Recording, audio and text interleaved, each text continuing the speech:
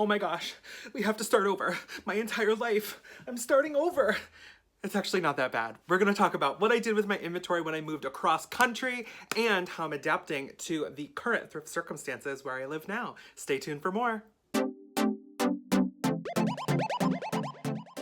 Hello everybody, welcome back to today's video. I'm Blake, aka PoshBossBlake, and welcome back to the channel. And I hope you're having a fabulous Friday like I know I am.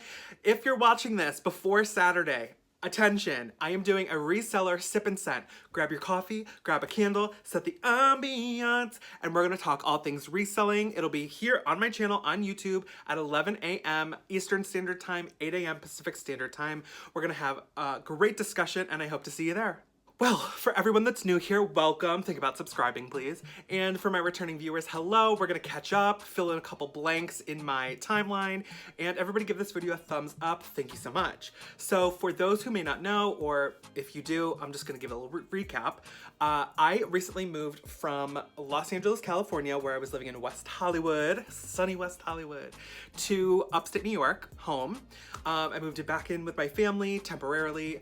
2020 was a rough year, a bunch of circumstances. Ultimately, I'm home. It's been nothing but amazing, and it's been really good for my mental health, which if you've been following this channel or my second channel, Blake Does Things, where I get a little bit more personal, I have really benefited from being around my family, particularly my mom, who I know is probably listening to me film right now. And it's been great. It's been great to have this time with them, and it's honestly time that I've never had as an adult. I think the last time I was home this much was when I was in high school, not even college, because I was a very active person, a lot of groups, a lot of clubs. I was working, I was doing a lot. So it's been, a nice 2 months going on I can't believe that, 3 months of being home. It's crazy, but it's been great. And, we're gonna backtrack to kind of update you on the reseller aspect of my life. So when I did move, I ended up having, I'm not sure if I said this, a 2-week period to move. I had a flight booked that I was planning on coming home for the holidays for a month regardless, and it just made sense to move and stay. So what ended up happening, I'm flustered. What ended up happening is I decided to move, had 2 weeks to do it. So not only did I have to move myself and my stuff and handle my business, take care of everything, the car, but I also needed to kind of have a second mini move, which was handle all my reselling stuff. Not only my inventory, but my reselling supplies, my reselling containers, my storage totes, my extra USPS supplies, like my poly mailers, the clear poly, like everything that I had in my possession. My light kits, like everything for YouTube, like it was a lot. So ultimately, we're gonna talk about what I did with it. So, first things first, I sold a bunch of stuff in my Poshmark closet. I cut a lot of the prices, did a lot of offer to likers. I was able to use my social media and do some Instagram lives to make a couple sales. Thank you to my customers, some who are probably watching. Thank you so much. And that was 2 of the options. 3, I went to Crossroads, which is a buy-sell trade store in Los Angeles. I think they do have other city locations, but for me, that's the first time I've heard of that place. It was a really good experience there. I went 2 trips. Because of COVID, they had special restrictions that are a little different than normal, but you obviously had to make an appointment, nothing new. And then also you could only bring 50 items at your appointment. And the first time I went, it was exceptional. I brought 50 items, 40 of them were accepted, and I made $300 to $400. I think it was around $300. And that was the cash option, which if there was a Crossroads where I'm living now, I probably would have taken the trade, because that would have been between $500 and $600, and that is the crappy part about buy-sell trade / consignment stores. They're doing all the work, they get the majority of the money. I get it. So I was just happy to offload some inventory and still make a couple $100. Great. Second trip, I did the same thing, except it was about 30 to 40 items. They took just a little more than half, and they made about $100. Again, if I would have taken the trade or credit, it would have been closer to $150, $200. Not the worst thing in the world. I made a couple $100, easy peasy. you know, that was that. By the way, if you go to do that yourself, absolutely 100% make an appointment. Don't like waste people's time, like make an appointment, okay? So that was that. Good experience, great, highly recommend. Next, I did something which I didn't think I was going to do, but it was kind of my last resort. I put a couple things up on OfferUp. Cool, that was fine. Especially some of my home stuff that I like was getting rid of. But ultimately with the rest of my inventory, I ended up sending it to thredUP. Now, before anyone takes a gasp, I know. thredUP, I feel like these days people are split 50-50 whether they want to do that or not. Here is where I would like to give you some of my insight as to why I did what I did. So for me, with the inventory that I had left, which was over 100 pieces at least, I had to evaluate how much it was going to cost me to be able to pack, send, ship, deal with to New York. So when I was looking at everything, I was like, let me check my cost of goods. Let me see how much I paid for that. Now, if I put it in a box and ship it, 100 items, I'm gonna have to do like a FedEx or like a UPS. It's probably gonna be another probably $50, $60, $100, maybe more to be able to ship this. Ultimately, I decided that for me, it was not worth adding that cost to the existing cost of my goods. So, you know, let's just say for the 100 pieces, let's just say it was $100, right? I didn't want to now increase that to $150 to $200 and then, you know, do all the work to barely break even. Like, it didn't make sense. So ultimately, I bit the bullet and I sent 6 boxes to thredUP, which sounds like a lot, and actually I guess it was, but it was a bunch of stuff. I also had received a donation from a friend, so that was like 2 containers in itself. Anyway, it was a lot of stuff. I definitely took advantage and was so happy that thredUP was an option at all, because if I didn't have that, I probably would have had to give the inventory away to some friends, which wouldn't have been terrible, but you know, there is money to be made there, and I did spend money to get those items, so that wasn't exactly that was probably the last resort. But ultimately I sent 6 boxes to thredUP. Only 1 present day has been processed, and I started sending in the boxes the end of November. 6 boxes, 1 has been processed, and that first box was, like I said, mostly donations that someone had given me that I just didn't want to spend the time to deal with. So that was sent in October, and that is the box that has been processed. So 5 other boxes still are not processed. As I'm filming this, there was supposed to be 1 processed on this day, but it keeps being pushed into February. I did not do an expedited processing. Again, would have had to pay more for it, didn't want to increase the cost of goods, etc. So ultimately, honestly, probably into March, April is when those things will realistically be processed. And over time, I'll maybe share what that consignment or the amount of money that I made is. But ultimately, it is not, based on the new pricing structure, it's not always going to be worth it. By doing this, I am hoping to just make a little bit of money. I'm not trying to make what I would have selling it on my own. So that is that. And I think for anyone that's thinking about thredUP, think about it, but also just understand how they structure, how they do their commissions, and it's just the whole thing. So do your research now that things have changed a little bit, but that was a tough pill to swallow. But at least I hope to make, you know, at least $100 a box with everything I put in there. That's really a tall order based on how they're pricing their things these days, but not impossible. So we'll see how that goes. But speaking of not impossible, let's talk about the shift in thrifting. Oh my goodness. So for perspective, like I said earlier, I was living in West Hollywood, the center of California, the center of an area that has roughly a population of 13 million people, okay? That's an extreme, right? That's people don't even know what it's like to be in those cities, because if they haven't visited, you know, you just don't know. I am now moving to the opposite extreme, living in upstate New York, where we have a population of around 45,000. So the amount of people in my city now is like 1 mile radius back at home. It's crazy. So with that, there's a lot of changes.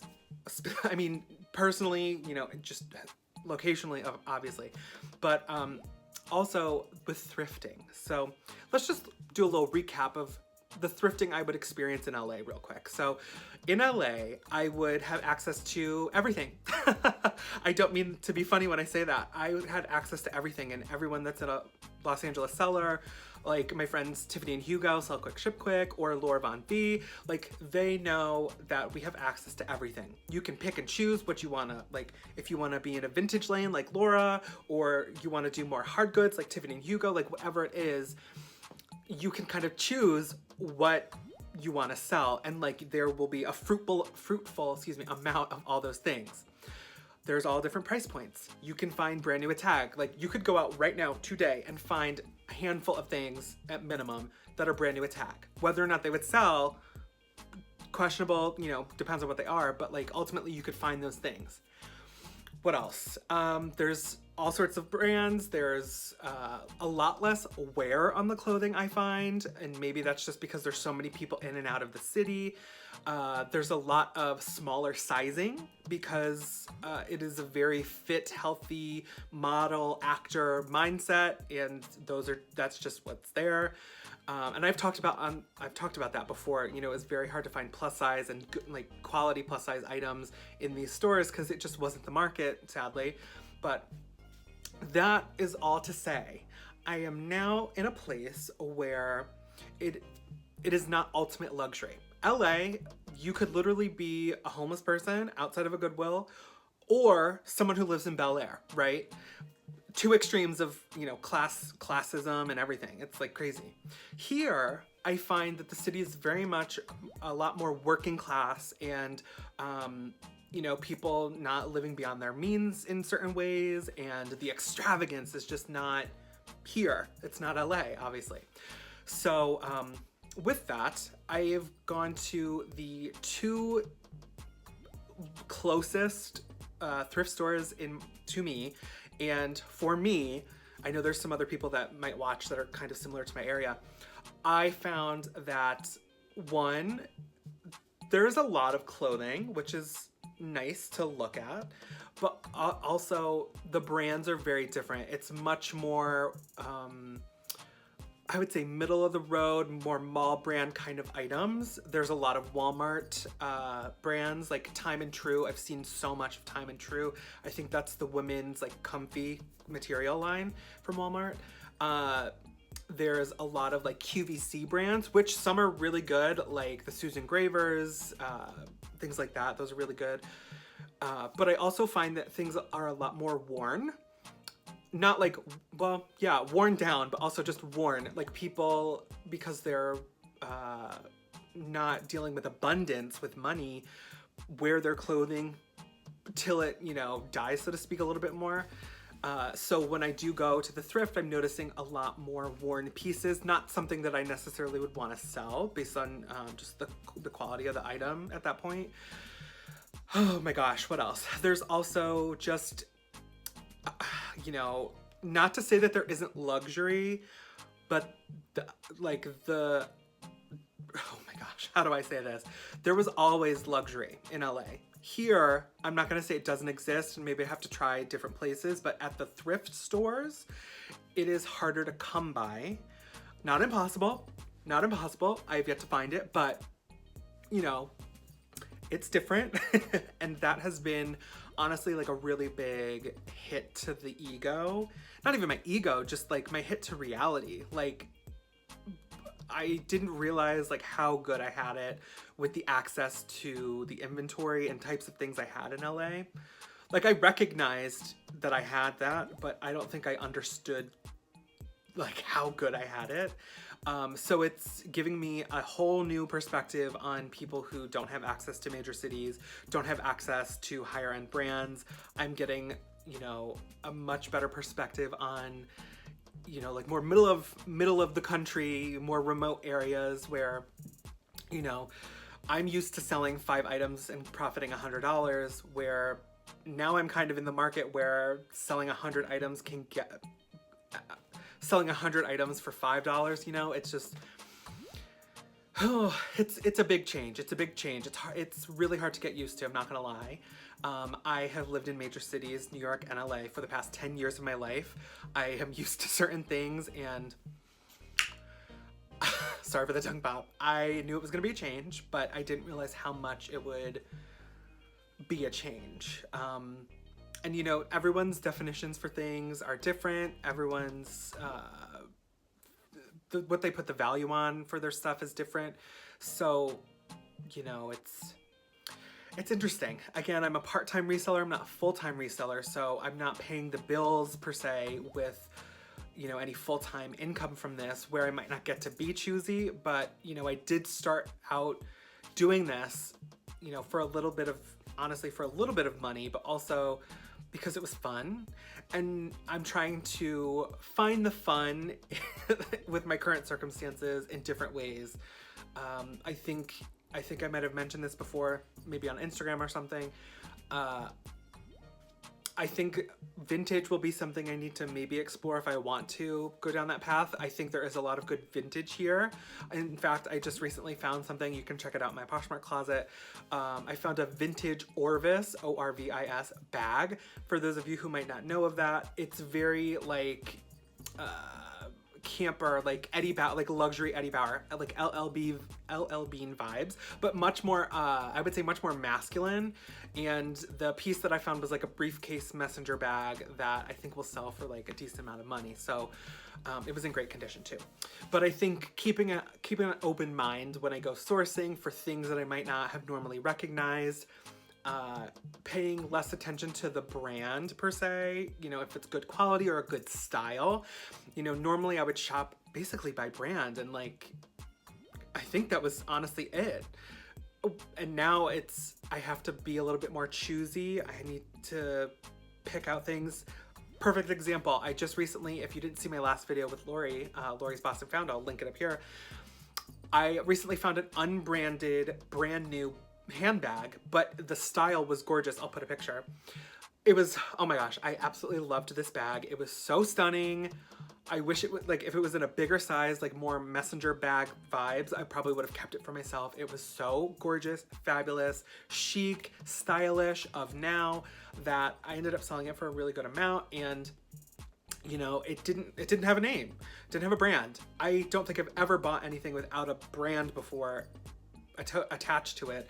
And this was just like a perfect example of something where, you know, I kept an open mind. I was like, this is fabulous, and guess what? It sold for a fabulous price. So I think just being more open-minded in the thrift process, and thinking of other ways to put value onto an item. And in that handbag instance, it was the style and the condition.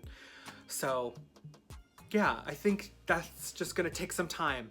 Like I said, it's been 10 years that I've been living in major cities, and I'm used to certain things. So, you know, just, it's gonna take a little while to kind of come back down from the bubble that I was in, the big city bubbles. I'm not far from, well, that's a lie. I am a little far from bins of any sort or a major city. And just things are different here. You have to, I don't have a car anymore of my own. I sold that in New York. So it's just, is it worth it to drive all that way to casually sell? Like, I don't know. If I'm down that way, maybe, but I don't anticipate that on a casual basis. We'll see, we'll see. I think ultimately coming home, it's given me the reminder to just be more open-minded and take a little bit more chances on style over brand name, and hopefully that will work in my favor. And if I ever get to a major city or have time to thrift or whatever in the coming months, year, you know, I'll take advantage if I have some time. But, you know, again, I don't want to lose the passion for what I'm doing because I love it. And I am fortunate that this isn't my full-time job, so I can be choosy, but I hope I can reconnect to the excitement that I once had on a regular, consistent, daily, weekly basis back in LA. So there's a lot of major changes, and I hope this wasn't a boring story. It's just, oh gosh, it's been a lot. And feel free to leave a comment if you want to know anything else about this process, me moving. I realized I didn't necessarily give a ton of background about it, but it was just all happening so fast, and the circumstances are still, there's still some things that are playing out that I'm not comfortable talking about, but feel free if you want to know more. I can talk about it more and share, but it's been an interesting 2020, but I'm really good. I'm doing really good back at home. Good mental space. I'm thriving, and my Weight Watchers is going great. If you want to check that out, link down below to my second channel, Blake Does Things, and you know, I have a new video there every Wednesday. Speaking of new videos, I have new videos coming out every Friday. And as you're watching this, next week's video, for those that voted, will be a B&G unboxing. So stay tuned for that. I'm so excited. And don't forget, tomorrow, Saturday, January 30th, 11 a.m. Eastern, 8 a.m. Pacific, Reseller Sip and Scent. Grab your coffee, grab your candle, bring your questions, bring your chat. We'll have a great time. So thank you guys so much for tuning in. Don't forget to comment, like, and subscribe, and we will see you in the next video. Bye!